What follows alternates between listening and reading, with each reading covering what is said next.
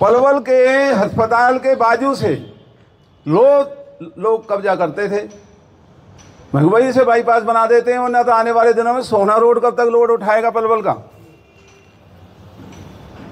हमने बाईपास बना दिया, बहुत लोगों ने रोका, किसी ने स्टे लिया। मैं मंत्री था महकमे का, 24 घंटे में जमीन एक्वायर करके मैं मुआवजा के घरों में भेजो और काम करना शुरू करो। काम ऐसे होते हैं, काम हाथ जोड़ने से होते हैं।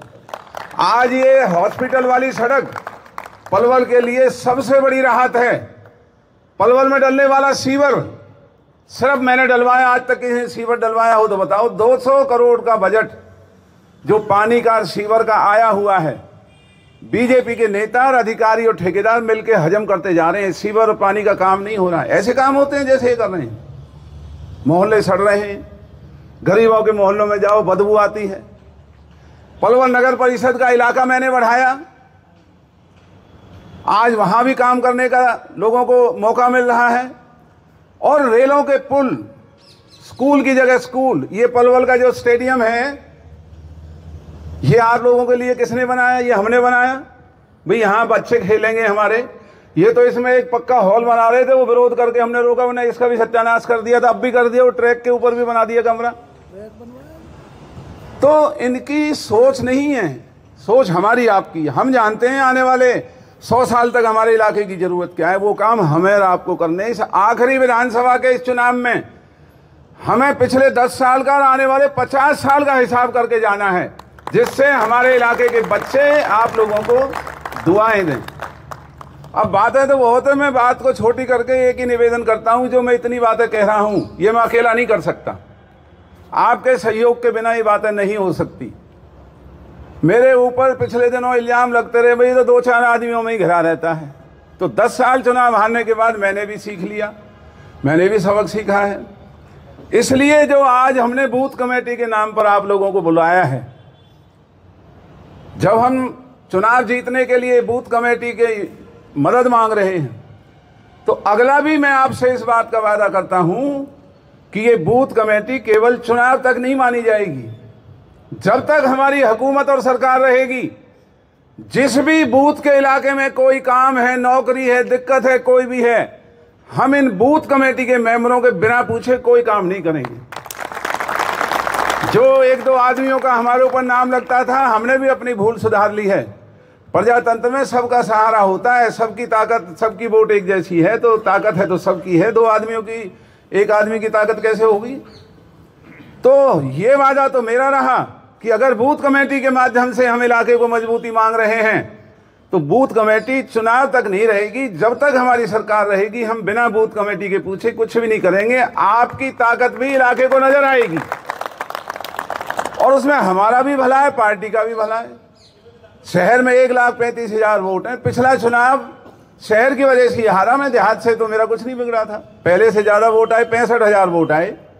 हरियाणा में शायद जीतने वाले के किसी के ही 65,000 होंगे, मेरे हारने के बाद 65,000 थे।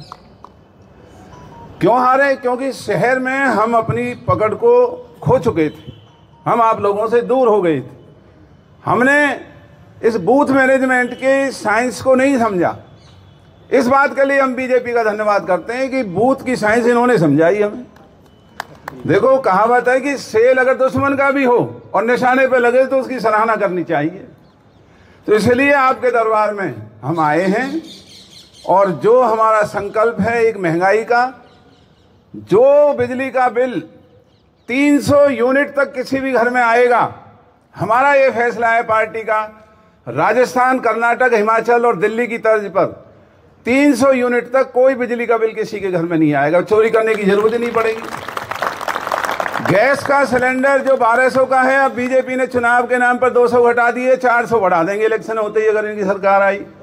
हमारा ये वादा है, राजस्थान, हिमाचल और दिल्ली, कर्नाटक की तर्ज पर जो हो रहा है, 500 रुपए में सिलेंडर बहन बेटियों की रसोई में पहुंच जाएगा।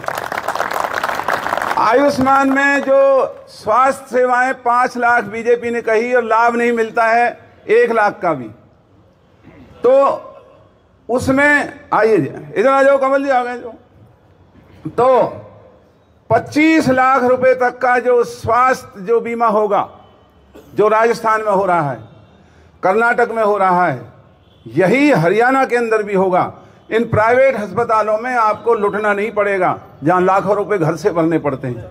हमने राजस्थान में करके दिखाया है, अब ये काम हम हरियाणा भी करके दिखाएंगे। 25 लाख तक सरकार जिम्मेवार होगी। और 2 लाख नौकरियों का मैंने आपको बता दिया, 2 लाख नौकरियां खाली हैं, इनको भरेंगे, अपने इलाके के बाल बच्चों को रोजगार देंगे। फौज की नौकरी जो इस बेईमान बीजेपी की सरकार ने बंद कर दी, अग्निवीर के नाम पर तमाशा कर दिया कि 4 साल के लिए फौज में भर्ती होंगे, एयरफोर्स में, फौज में, नेवी में। अपनी सरकार 15 साल के लिए मांग रहे हैं। फौज की नौकरी 15 साल हुआ करती थी, घटा करके नौजवानों की 4 साल कर दी। पहले हम गांवों में, मोहल्लों में लड़के दौड़ लगाते हुए मिलते थे, भाई क्या कर रहे हो जी? फौज की तैयारी कर रहे हैं, बड़े अच्छे लगते थे। आज फौज की बच्चों को मायूस कर दिया। जब बच्चों ने जुलूस निकाले, बीजेपी की प्रजातंत्र की मर्यादाओं को मानने वाली ये धोखेबाजों की सरकार कानून बना दिया कि अगर किसी लड़के का नाम किसी धरना प्रदर्शन में आया, उसे सरकारी रोजगार नहीं मिलेगा। तो ये जीएसटी, गरीब लोगों के ऊपर इनकम टैक्स लगाया है बीजेपी की सरकार ने। आज कोई कंपनी अगर सामान खरीदती है, उसकी जीएसटी वापस आती, उसके घर आएगी 3 महीने में। कमेरा वर्ग, किसान, मजदूर, कोई छोटे दुकानदार और कोई भाई अगर खरीदेंगे, उनकी जीएसटी वापस नहीं आएगी। ऐसा दुनिया में कोई कानून नहीं। ये तो कानून बनते हैं कि भाई फैक्ट्री वाले, पैसे वालों की जीएसटी तो उल्टी नहीं आएगी और गरीबों की आएगी। यहाँ उल्टा कानून बना दिया और जीएसटी जबरदस्ती लगा रहे हैं। ये इनकम टैक्स है देश की जनता के ऊपर, 18%, 25%, 15%। खाने पीने की चीज़ों पर, मसालों पर, साबुन पर, बहन बेटियों के लिए। ये महंगाई ऐसे ही थोड़ी हो रही है। फिर हमारे दिनों को याद करो, हमारे राज में 10 साल की हुकूमत में हर जेब में पैसे हुआ करते थे लोगों के, हर चेहरे पे मुस्कान हुआ करती थी, सबके काम चल रहे थे, मकान बन रहे थे, दुकानें बन रही थी, आयोजन होते थे, पैसे की कमी नहीं हुआ करती थी। बीजेपी के राज में, और तो छोड़ो, हमारी बहन बेटियों का जो कोर्चा हुआ करता था ना घरों में बुरे समय के लिए, इन बेईमानों ने कोर्चा ही निकलवा दिया, बैंकों में भिजवा दिया था ना। अब कोई बेरोजगार बालक लोन मांगने जाता है, उसे लोन नहीं मिलेगा, शर्तें लगाते हैं। और अगर लोन मिल गया और एक किस्त ना देनी पड़ी, उनकी नीलामी होती है दुकान, मोटरसाइकिल, कार की। और ये अरबोंपति क्या कर रहे हैं? लाखों करोड़ों रुपए कर्जा ले रहे हैं, कोई गारंटी नहीं, कोई औपचारिकता नहीं। उनको एनपीए डिक्लेयर कर देते हैं, नॉन परफॉर्मिंग एसेट। जो नए पढ़े लिखे बच्चे हैं, गूगल पे डाल के देखना, उनके कर्जे माफ, उनको इज्जत से दोबारा कर्जा देते हैं। भाई अब तो डकार गए और डकारो। तो एक देश में गरीब और कमेरे वर्ग के लिए, किसान मजदूर के लिए, छोटे दुकानदारों के लिए अलग कानून है, रईसों के लिए, पैसे वालों के अलग कानून है। ये कैसे चलेगा? और जो ऑनलाइन हरियाणा में जो सेवाएं इन्होंने जारी की हैं रिश्वत कमाने के लिए, हमारा ये भी वायदा है, हमारी सरकार बनते ही ऑनलाइन का धंधा बिल्कुल बंद कर देंगे। सीधी दरखास्त दो, चाहे फैमिली परिवार पहचान पत्र है, परिवार पहचान पत्र जो है 50,000 से कम में नहीं बनता। तहसील में जाओ, वहां पैसे देने के लाइन ही नहीं चलती, कहें जी पोर्टल बंद है, पैसा दे दो, पोर्टल चलने लग जाता है।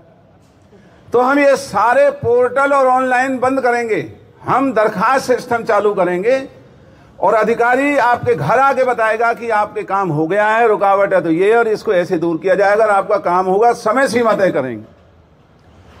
तो ये बहुत सारी बातें हैं। मैं आपसे ये अपील करता हूँ, सपने बड़े हैं, हैसियत छोटी है, हैसियत बढ़ानी पड़ेगी। हैसियत को आप लोग बढ़ा पाओगे, हम और आप मिलके लड़ेंगे, इलाके की भी हैसियत बनेगी, हमारी आपकी भी बनेगी, और इन बीजेपी के गुलामों को भी शर्म आएगी। देश में भी इनकी सरकार, डबल इंजन की सरकार ले रहे हैं सब जगह, अब पता नहीं वो डबल इंजन जा कर रहा है।